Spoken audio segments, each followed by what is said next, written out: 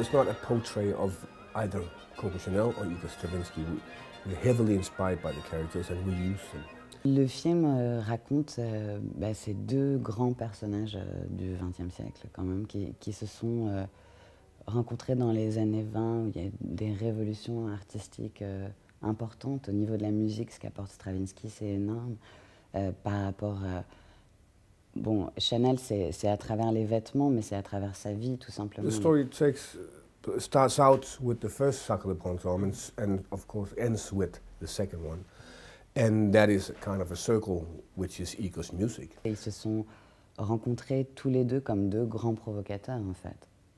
Et Chanel a été complètement prise par la musique de Stravinsky.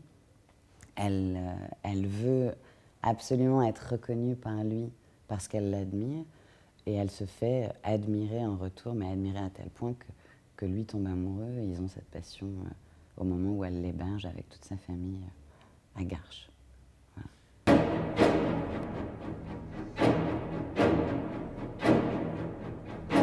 I think that there's so many things written and talked about by Coco Chanel and Igor Stravinsky, and some of it is true, some is not true, and I can only guess what he was like. But what I do have is his music, and kind of go into that and kind of understanding him through his music. I think that was a more interesting way for me to approach it. I mean, we did have a story, we did have the script, and we had the character, but I think that the music added a lot to the character. So learning to play the piano was something we agreed on from the very beginning, that as much as I could, we would do it.